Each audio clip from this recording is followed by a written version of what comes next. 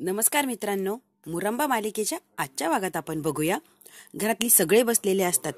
जानू, अभि, काका, मयुरी आणि त्यांच्या चर्चा करतात. वा, आज कमाल झाली. या माहीला खरंच मानलं पाहिजे. काही नाही तर आज सॉलिड तिचा उपयोग झाला. आता तितक्यात ती चहा घेऊन आलेली असती. जानू म्हणते, अगं इकडे इकडे इकडे. अगं ती येते आणि तिला चहा द्यायचा असतो सगळ्यांना. ती म्हणते, अगं चहा द्यायचा असू दे. तिला घेते आणि त्या सोफ्यावर बसवते. खरंच माही एक्सलंट, कमाल. काय आयडिया दिली आहे तू अक्षयला, आणि तुझी आयडिया वर्क करणार आहे. खरंच इतकं डोकं चालतं कसं ग तुझं? इतकं कौतुक करत असतात सगळे मिळून की बस. तिने जी आयडिया दिलेली असती त्यामुळे आता अक्षयचा खूप मोठा प्रॉब्लेम सॉल्व्ह झालेला असतो. रमाला सगळे म्हणतात, काय आयडिया दिली ग सॉलिड. हो ना, कशी अचानक सुचली आणि मी देऊन टाकली आणि अक्षयला सुद्धा आवडली ती. हो ना, खरंच. अभि म्हणतो, सांग ग काय आयडिया होती, मला माहिती, या लोकांना माहित नाही की. खरंच मी काय आयडिया दिली होती, काय म्हटलीस? अहो अभि दादा, म्हणजे नेमकी मी काय आयडिया दिली होती. आता अभि सांगायला लागतो की सर्वसामान्य हे लोकांनाही हे तुझं फूड खाता यावं, स्वस्त दरात मिळावं, असं काहीतरी आपल्याला करायला लागणार. अरे हो, तर ही तर माझीच आयडिया आहे. जान्हवी म्हणते, म्हणजे काय? अगं म्हणजे मी अगदी रमासारखा विचार करू शकते, याचं मला आश्चर्य वाटतंय. आणि रमाने अगदी बरोबर असाच विचार केला असताना, म्हणून तसं म्हणते. माही सुद्धा माझ्यासारखाच विचार करते. वाव, माझ्यासारखा म्हणजे रमासारखा विचार करते असं मला वाटतंय. आम्ही म्हणतो, हो ना, रमाजा असते ना आत्ता, रमाने सेम असाच विचार केला असता. काय म्हटलीस तू? हो, रमाने असाच विचार केला असता. आता लगेच अभिच्या डोक्यात ट्यूब पेटते की रमाने या लेव्हलला जाऊनच विचार केला असता. आता तो विचार करायला लागलेला असतो.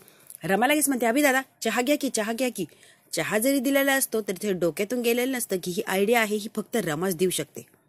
अक्षय इकडं बेडरूम मध्ये काहीतरी महत्वाच्या फोन करत चालू असतो त्याचा, आणि तो म्हणतो, हो आता एक नवीन आयडिया वर्क करतोय आम्ही, आणि ती सगळ्यांसाठी, सगळ्या एज ग्रुपने आणि सगळ्या लेवलच्या लोकांनी या सगळ्याचा फायदा घ्यावा असं मला वाटतंय. ही इतकी हेल्दी फूड आहे, ती फक्त श्रीमंत लोकांनी खाऊ नये, सर्वसामान्याला सुद्धा मिळावी असं काहीतरी विचार आहे. आणि प्रत्येकापर्यंत ही आयडिया पोहोचवायची हा आमचा सगळ्यांनी मिळून घेतलेला निर्णय. त्यामुळे आता आपण काहीतरी वेगळी आयडिया वर्क करणार आहे, आणि मला माहिती आहे ती आयडिया वर्क केली की सगळ्यांना या गोष्टीचा फायदा नक्की म्हणजे नक्कीच होणार आहे. अक्षय त्या समोरच्या व्यक्तीला सांगत असतो की आपलं जे प्रोडक्ट आहे ते सगळ्यांना खाता आलं पाहिजे, विकत घेता आलं पाहिजे. फक्त हाय क्लास लोकांनीच घ्यावं आणि त्यांनीच खावं असं काही नाहीये. सर्वसामान्यांपर्यंत आपलं प्रोडक्ट पोहोचलं पाहिजे आणि हेल्दी फूड मिळालं पाहिजे, हा आपला सगळ्यात मोठा उद्देश आहे. आणि त्या दिशेनेच आपण आता वाटचाल करणार आहे. तेव्हा तुम्ही हे सगळं लक्षात ठेवा आणि डोक्यातही ठेवा. मी जरा तुमच्याशी माझं थोडं ऍडजस्टमेंट झाली की आपण परत एक मीटिंग करू. आता अक्षयचा फोन झालेला असतो. तिथे रमा येते. अगं रमा, ये की बस. तिला घेऊन बसतो. तुला माहितीये का आज ऑफिसमध्ये काय झालं? एक मॅडम आल्या होत्या. मॅडमने सॉलिड आयडिया दिली गो मला. रमा इतकी सॉलिड आयडिया दिली की बस. पण त्या जरा विचित्र वाटत होत्या, पण दिसायला अगदी सेम टू सेम होत्या. असं वाटायचं की माझ्या रमाशीच मीटिंग करतोय मी. म्हणजे त्यांनी जो ऑफिसमध्ये बसून ऑनलाईन मला सल्ला दिलाय तो अगदी समोर बसून माझी रमाने दिला असताना असंच. अगदी तुमची बॉडी लँग्वेज, हातवारे करून बोलणं, डोळे अगदी सेम ग. असं वाटायचं की माझी रमाच बसली माझ्यासमोर. असं कसं? अगं मला माहितीये त्यांचं इंग्लिश खूप चांगलं होतं, त्याच्यामुळे तू नव्हती हे तर मला माहितीये.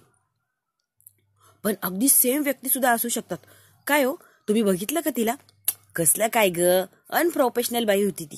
तिला एवढे सुद्धा मॅनर्स नाही. प्रोफेशनल मीटिंगसाठी बसलोय आपण, तोंडाला मास्क वगैरे लावून बसली. आणि सुरुवातीला तर तिने कॅमेरा ऑनच केला नव्हता, ऑफ कॅमेरा अर्ध्या मीटिंग पर्यंत. नंतर मी रिक्वेस्ट केली, मला अनकम्फर्टेबल होतंय, तुम्ही जरा कॅमेरा ऑन करता का? हो करते की.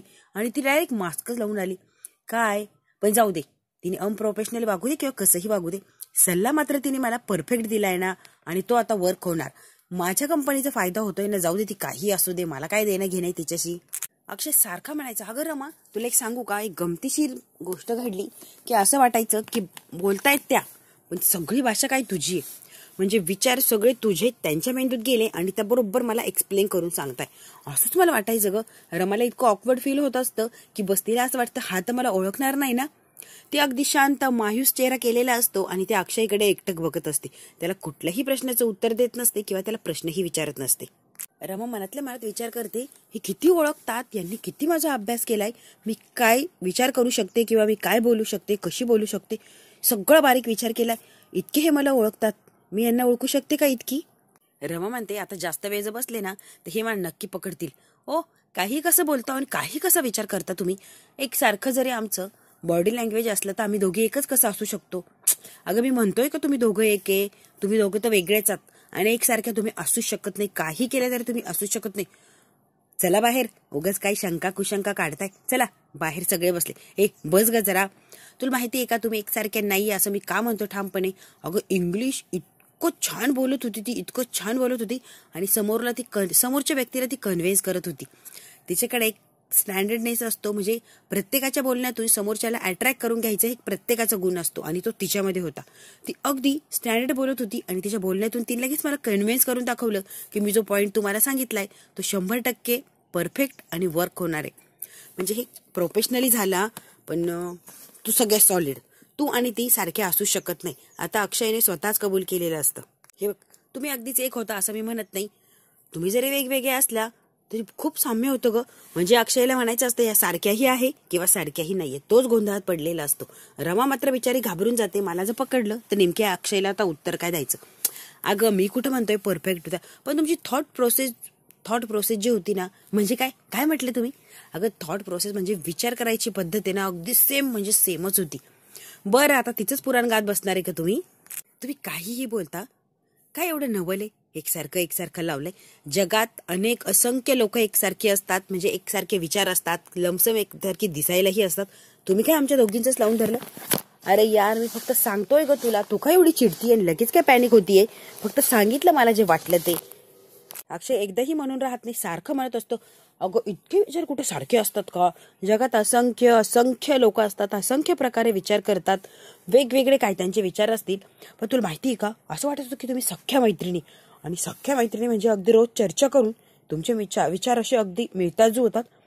असं वाटायचं तू आणि ती बसली आणि दोघींनी विचार केला आणि मग हा जो निर्णय तो मला सांगितला आणि तो मला आवडला. म्हणजे रमा आणि माही दोघींनी मिळून हा विचार अकलनात आणला आणि तो माझ्यापर्यंत पोहोचवला. असं वाटत होतं काहीही या तुम्ही काहीही विचार करताय. आता रमा आता इरिटेट व्हायला लागलेली असते. समजून सांगून याला किती समजून सांगायचं हा तिला प्रश्न पडलेला असतो. हा सारखा एकच प्रश्न करत असतो, तू आणि ती अगदी सेम होता. रमा आता चिडते, बास सारखं तेच लावू नका आणि ते पुराण बंद करा. आता चला जेवायला, सगळे वाट बघताय बाहेर. अगं इकडे रमा, उद्या तो विधी आहे ना. अहो कसला विधी? अगं ती पूजा नाही का, ती पूजा एकदा झाली की मस्त सगळं झालंच म्हणून समज. काय हो, अशी रमा लाजलेली असते. अक्षयने तिला खूप जवळ घेतलेलं असतं आणि खूप प्रेमाने तिच्याशी बघत असतो, अगदी लाडात आलेला असतो. ती अशी जोरात त्याला लोटते आणि म्हणते, ओ चला काहीही तुमचं असतं, उद्याची पूजा वगैरे आत्ता जेवण करा. आणि त्याला ओरडून म्हणते, चला मी चालली पुढे, तुम्ही जेवायला या. रमा निघून गेलेली असती. अक्षय तिच्याकडे बघतो आणि एकटक विचार करायला लागलेला असतो.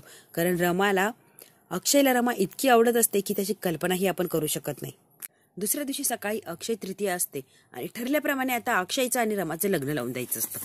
सीमाने सगळी तयारी केलेली असते, खूप छान. ती स्वतःही तयार झालेली असते आणि घरही छान तिने तयार केलेलं असतं.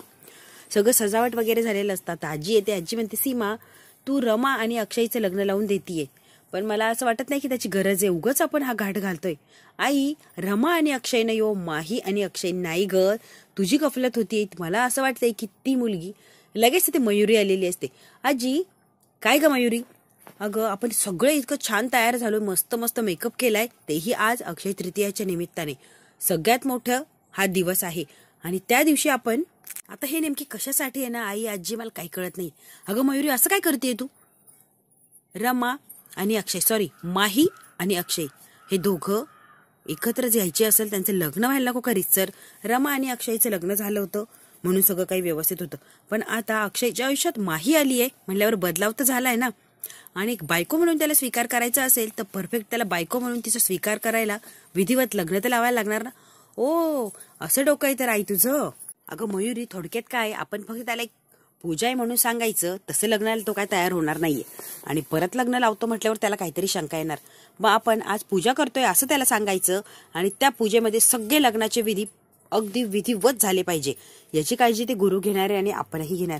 म्हणजे लग्नही होईल आणि घरात पूजा झाली असंही त्याला वाटेल, आपलाही प्रॉब्लेम सुटेल आणि पूजा झाली म्हणून तोही मोकळा होऊन जाणार.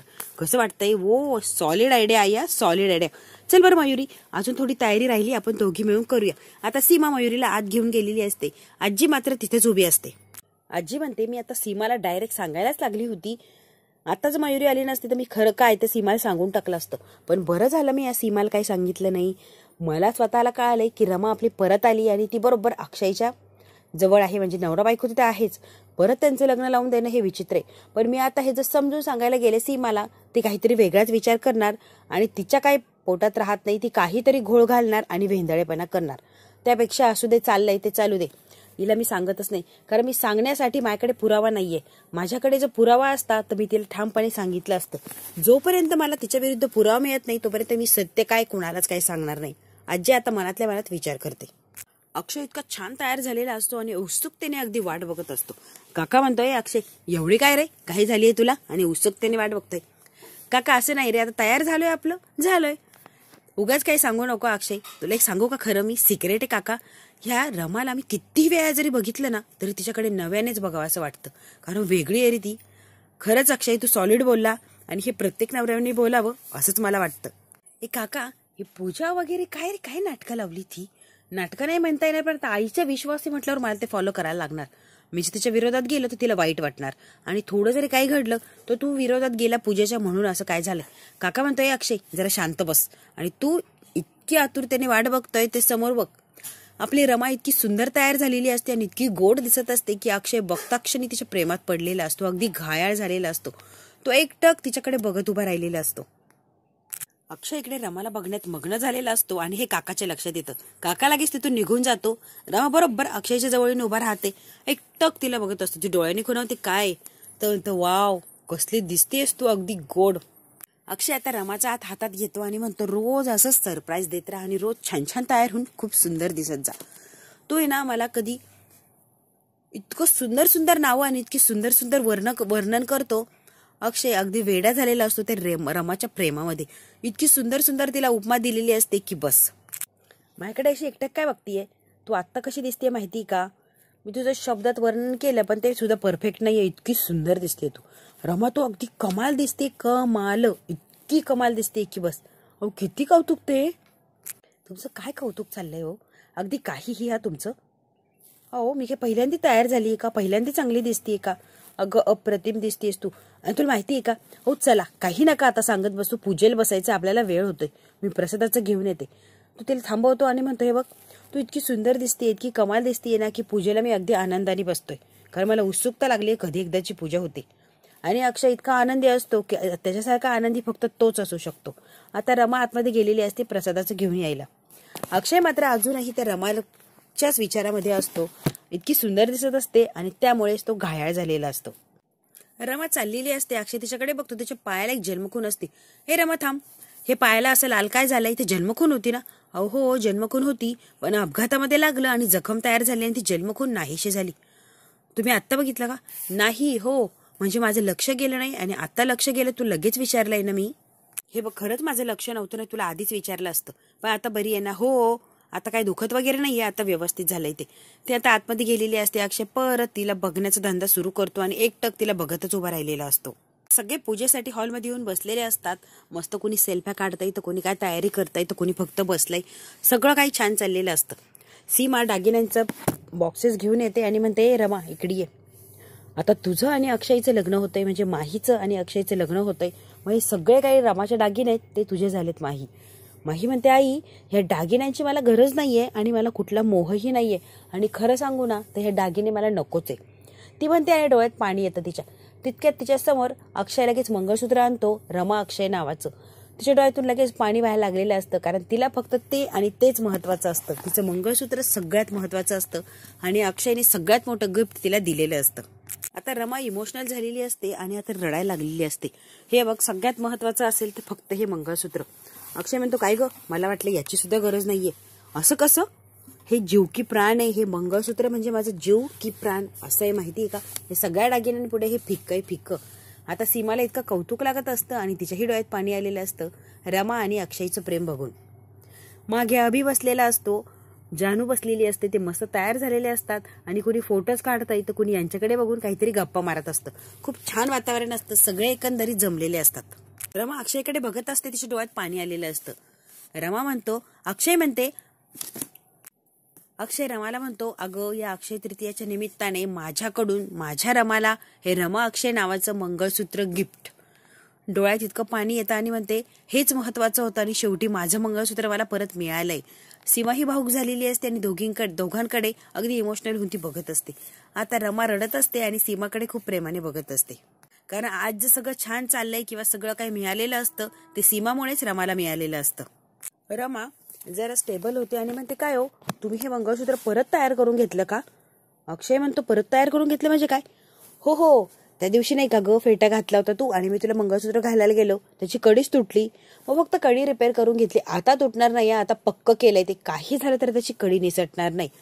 आता रमा खाली बघते आणि खूप तिला असं वाटत असतं की खूप रडावंसं, कारण सगळं काही वेगळंच तिच्या पुढे उभं राहिलेलं असतं आणि तिला ते हवंसंही वाटत असतं आणि भावुकही झालेली असते. ती म्हणती, हो अक्षय, या वेळेला तुम्ही खऱ्या रमाच्या गळ्यात मंगळसूत्र घालणार, त्यामुळे हे मंगळसूत्र अगदी परफेक्ट व्यक्तीकडे जाणार आहे. इकडे मात्र माही रडत असते. बाबांचा फोटो लावलेला असतो आणि म्हणते, डॅडा तू एकटीला सोडून गेलाय मला आणि मला बघ काहीही सुचत नाहीये किंवा ही लोक माझं काय करताय, आणि तुझ्या डॉलला तू एकटा सोडून गेलाच कसा रे डॅडा? तू कसं गेला मला सोडून, हाच प्रश्न. आता माही खूप हळवी झालेली असते आणि डॅडाच्या फोटोकडे बघून सगळं काही मनात त्याच्याशी बोलत असते, कारण ती बिचारी एकटीच पडलेली असते. तिला आईही नसते आणि वडीलही नसतात आणि अक्षयवर प्रेम करते तर अक्षय रमाचा असतो.